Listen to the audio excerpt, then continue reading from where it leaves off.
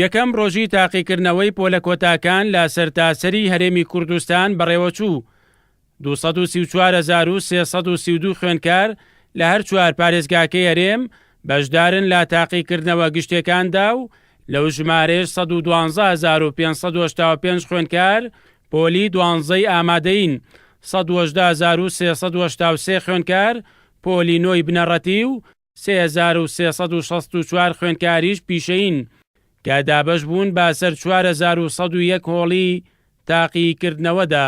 خۆشبەختانە پرۆسێکی سەرکەوتوو بۆ وەزارەتی پەروەردە هاوشەوەی ساڵانی ڕابردوو هەموو ئامادەکاریی کردبوو، کۆمەڵە گۆڕانکاری لە دیزاین وەرەقەی سۆماکە کرابوو، هەروەها کارەبا دابین کرا بۆ سەرجەم هۆڵەکان جگەلەوە ئەمنێتی هۆڵەکان بە وەزارەتی ناخۆ سپێراوە بە خۆشحاڵی و بەدەمانەوە هاتوون. مەسەلەی ڕاگررتنی تۆڕی ئینتەرنێت ئەمڕۆ پابەتبوونیش تاو هەبوو لەلایەن کۆمپانیاکانەوە کە سواسی وەزارەتی گەیاندنەکەین، سواسی کۆمپانیاکانەکەین، جگەلەوە کامێری چاودێری لە هەموو خۆڵەکانی ئەزمونەکان دانرابوو، جگەلەوەی کە ئامێری پەخەری ئینتەرنێت دانرابوو، ژمارەیەکی باش لە چاودێران دانرابوو.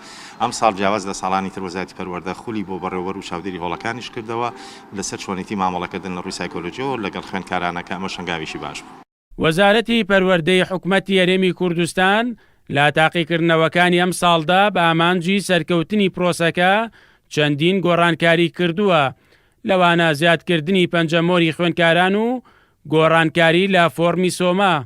ئەم فۆرمی سۆما دوو گۆڕانکاری تیاکراوە. یەکەم پەنجەمۆری قوتابی خوێندکارە، ئیتر ئەو قەلەقیا ڕۆێنێتەوە کە خوێندکاری وەڵا فۆرمەکەم گۆڕاو یەکێکێ پەنجەمۆرە. خۆش دەزانی پەنجەمۆری کەسمان لێک ناچێت. 26 جۆر پرسیارە، واتە لە هۆڵێکە 14 کەس 15 کەس تەلەوەی تیابێ هیچ پرسیاری لە پرسیارەکەی کە ناچێت.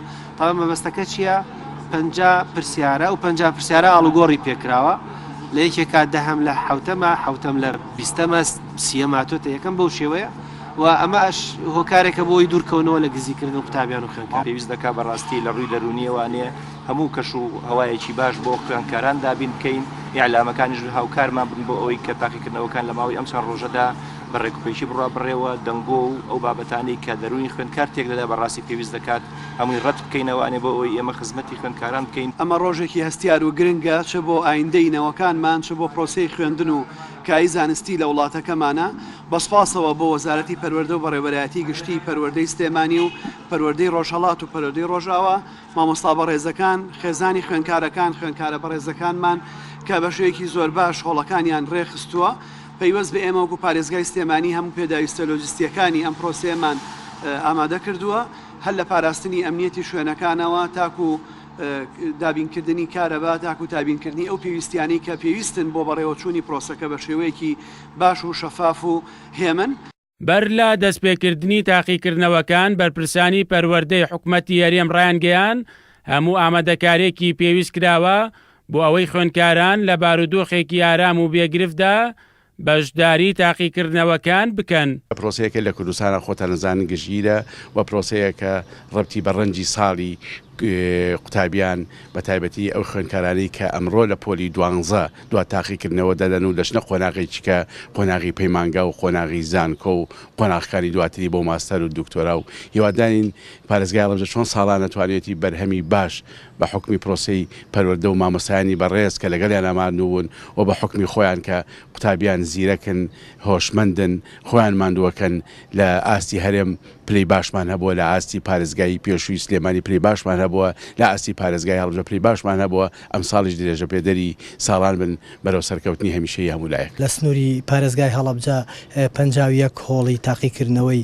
وێژەی و زانستی و پیشەییمان هەیە، 2157 خوێندکار بەشداری لە پرۆسەکەکە و نزیکەی 300 مامۆسایش سەرپەرشتی پرۆسەکە. لە ڕۆژی یەکەمی تاقیکردنەوەکاندا بەرپرسانی پەروەردە ڕایانگەیان لە سەرجەمۆڵەکانی تاقیکردنەوە بۆ ڕەخساندنی بارودۆخێکی گونجاو بۆ خوێندکاران هۆیەکانی فێنکردنەوە و پێداویستیەکانی تاقیکردنەوە دابین کراوە بۆ ڕێگریکردن لە گزیکردنیش لە کاتی بەڕێوەچوونی تاقیکردنەوەکاندا هێڵەکانی ئینتەرنێت لە کار دەخرێن.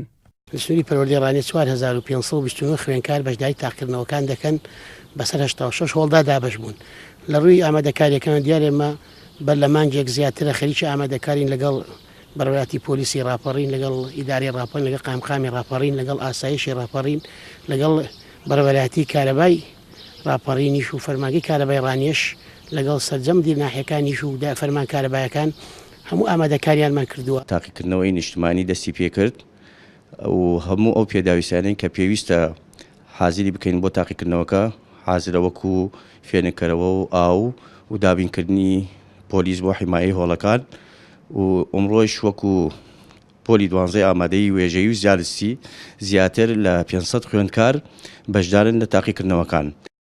ڕۆژی یەکشەممە لە سەرجەم پارێزگاکانی هەرێم یەکەم ڕۆژی تاقیکردنەوەی پۆلی 12 ئامادەی دەستی پێکرد و ڕۆژی دووشەممەش تاقیکردنەوەی پۆلی نۆی بنەڕەتی لە سەرتاسەری هەرێمی کوردستان دەست پێ دەکات و بەهۆی پشۆکانی جەژنی ڕەمەزانەوە پرۆسەکە تا ڕۆژی 18 حوزەیران بەردەوام دەبێت. مەریوانە بڵا، کورسات نیوز.